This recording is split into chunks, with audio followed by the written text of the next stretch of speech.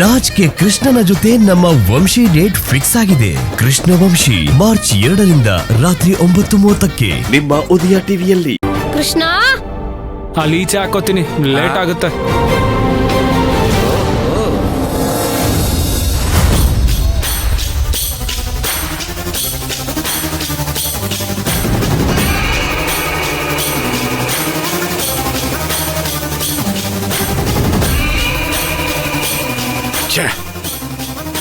ವಿಷಯ ಹೇಗೆ ತಿಳ್ಕೊಳ್ಳೋದು? ಇಷ್ಟೊತ್ತಿಗೆ ಕೊರಿಯರಲ್ಲಿ ಹೋಗಿದ್ದಿದ್ರೆ ಏನೋ ಒಂದು ವಿಷಯ ಗೊತ್ತಾಗಿರೋದು. ಇನ್ನೂ ಏನೂ ಸುದ್ದಿನೇ ಬಂದಿಲ್ಲ ಅಂದರೆ ಎಲ್ಲೋ ಏನೋ ಸ್ಟಕ್ ಆಗಿದೆ ಅಂತಾನೆ ಲೆಕ್ಕ. ಯಾರನ್ನ ಕೇಳಿದ್ರೆ ಇನ್ಫಾರ್ಮೇಶನ್ ಸಿಗುತ್ತೆ?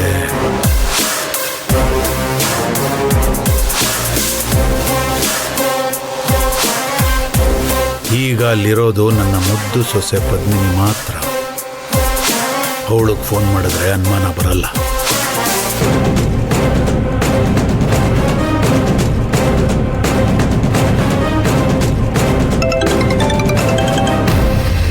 ಮಾವ, ಹಲೋ, ಹೇಳಿ ಮಾವ. ಪದ್ಮಿನಿ, ಡಿಸ್ಟರ್ಬ್ ಮಾಡಿದ್ನೇನಮ್ಮ? ಡಿಸ್ಟರ್ಬ್ ಎಲ್ಲ ಏನೂ ಇಲ್ಲ, ಹೇಳಿ ಮಾವ. ಹೇಗಿದ್ಯಮ್ಮ? ತಿಂಡಿ ಆಯ್ತಾ? ಹಾ ಆಯ್ತು ಮಾವ.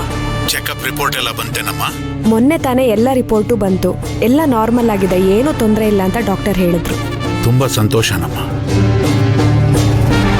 ನಾನೀಗ ನಿನಗೆ ಕಾಲ್ ಮಾಡಿರೋ ಉದ್ದೇಶ ಏನು ಅಂದ್ರೆ, ನಿಮ್ಮ ಮನೆಗೆ ಯಾವ್ದಾದ್ರು ಕೊರಿಯರ್ ಬಂದಿದ್ಯಾ? ಕೊರಿಯರಾ? ಮಾವ, ನನ್ಗೆ ಯಾರು ಕೊರಿಯರ್ ಕಳಿಸ್ತಾರೆ? ಅಯ್ಯೋ, ನಾನು ನಿನಗೆ ಹೇಳೋದೇ ಮರ್ತ್ಬಿಟ್ನಮ್ಮ. ನಿನ್ನ ಹೆಸರಲ್ಲಿ ಒಂದು ಹೊಸ ಪ್ರಾಜೆಕ್ಟ್ ಶುರು ಮಾಡ್ತಿದ್ದೀನಲ್ಲ, ಅದಕ್ಕೆ ಸಂಬಂಧಪಟ್ಟ ಹಾಗೆ ಕೆಲವೊಂದು ಡಾಕ್ಯುಮೆಂಟ್ಸು ನಿನಗೆ ಬರೋದಿದೆ. ನಾನು ನಮ್ಮ ಮನೆ ಅಡ್ರೆಸ್ ಕೊಡಬೇಕಿತ್ತು, ಆದರೆ ನೀನೀಗ ಅಲ್ಲಿದೆಯಲ್ವಾ, ಅದಕ್ಕೆ ಅಲ್ಲಿನ ಅಡ್ರೆಸ್ ಕೊಟ್ಟಿದ್ದೀನಿ. ಅದಕ್ಕೋಸ್ಕರ ವಿಚಾರಿಸ್ತಿದ್ದೀನಮ್ಮ, ಬೇರೆ ಏನಿಲ್ಲ. ಬೆಳಗ್ಗೆಯಿಂದ ನಿನಗೆ ಯಾವುದಾದ್ರೂ ಕೊರಿಯರ್ ಬಂತೇನಮ್ಮ? ಸ್ವಲ್ಪ ಯೋಚನೆ ಮಾಡಿ ಹೇಳು. ಇಲ್ಲ ಮಾವ, ನನಗೆ ಗೊತ್ತಿರೋ ಹಾಗೆ ಯಾವ ಕೊರಿಯರು ಬಂದಿಲ್ಲ. ಸ್ವಲ್ಪ ಮನೆಯಲ್ಲಿ ಯಾರನ್ನಾದ್ರೂ ವಿಚಾರಿಸ್ ನೋಡಮ್ಮ, ಯಾಕಂದ್ರೆ ನಾನು ಆ ಕೊರಿಯರ್ಗೋಸ್ಕರ ಮೊನ್ನೆಯಿಂದ ಕಾಯ್ತಾ ಇದ್ದೀನಿ. ಇಲ್ಲ ಮಾವ, ಆ ರೀತಿ ಏನಾದರೂ ನನ್ನ ಹೆಸರಿಗೆ ಕೊರಿಯರ್ ಬಂದಿದ್ರೆ ಮನೆಯವರು ಡೈರೆಕ್ಟ್ ಆಗಿ ನನ್ನನ್ನೇ ಕರೆದಿರೋರು. ಸದ್ಯಕ್ಕಂತೂ ಯಾವ ಕೊರಿಯರು ಬಂದಿಲ್ಲ. ಹಾ ಮಾವ, ಅಣ್ಣನ ಹೆಸರಿಗೆ ಒಂದು ಕೊರಿಯರ್ ಬಂದಿತ್ತು.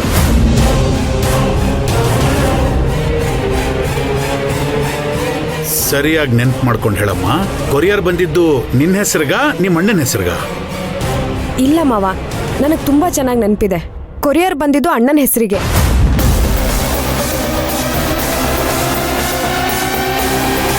ಆದ್ರೆ ಅಣ್ಣ ಟೆನ್ಷನಲ್ಲಿ ಅದನ್ನ ಎಲ್ಲೋ ಇಟ್ಬಿಟ್ಟಿದ್ದಾನೆ. ಈಗ ಸಿಕ್ತಿಲ್ಲ ಅಂತ ಹುಡುಕ್ತಾ ಇದ್ದ. ಬಹುಶಃ ಅದು ಕಳ್ದೋಗಿರ್ಬೇಕು, ಎಷ್ಟು ಹುಡುಕಿದ್ರೂ ಸಿಕ್ತಿಲ್ಲ. ಅದು ಬಿಟ್ರೆ ಬೇರೆ ಯಾವ ಕೊರಿಯರ್ ಬಗ್ಗೆನೂ ನನ್ಗೆ ಗೊತ್ತಿಲ್ಲ ಮಾವ. ಅಲ್ಲಮ್ಮ, ಕೊರಿಯರ್ ಕಳೆದೋಗಿದೆ ಅಂದ್ರೆ ಏನರ್ಥ? ಅದು ಮಾವ, ಈಗ ಮನೇಲಿ ಯಾವುದಾದ್ರೂ ಒಂದು ವಿಚಾರಕ್ಕೆ ಜಗಳ ನಡೀತಾನೆ ಇರುತ್ತೆ.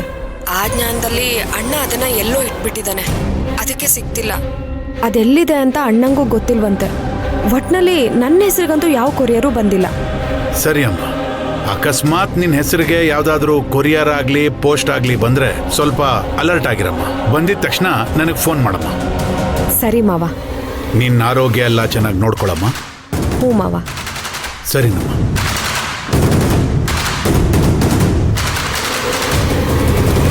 ಸದ್ಯ ಕೊರಿಯರ್ ಅವನ ಕೈಗೆ ಸಿಕ್ಲಿಲ್ವಲ್ಲ, ಆದರೂ ನಮ್ಮ ಬಂಡವಾಳ ಎಲ್ಲ ಅಲ್ಲೇ ಬಚ್ಚಿಟ್ಕೊಂಡಿದೆ. ಅದು ಬಯಲಾಗೋ ಮುಂಚೆ ಹೇಗಾದರೂ ಮಾಡಿ ನಾನು ಅದನ್ನ ಭದ್ರ ಮಾಡಬೇಕು.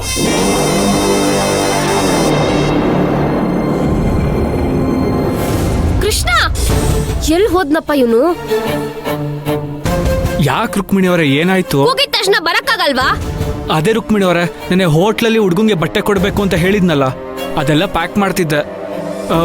ನೀವ್ಯಾಕೆ ಇಷ್ಟೊಂದು ಗಾಬರಿ ಆಗಿದ್ದೀರಾ? ಅರ್ಚನ ಲೆಟರ್ ಬರ್ದಿಟ್ಬಿಟ್ಟು ಹೋಗಿದ್ದಾಳ ಕಣೋ. ಯಾವ ಅರ್ಚನಾ?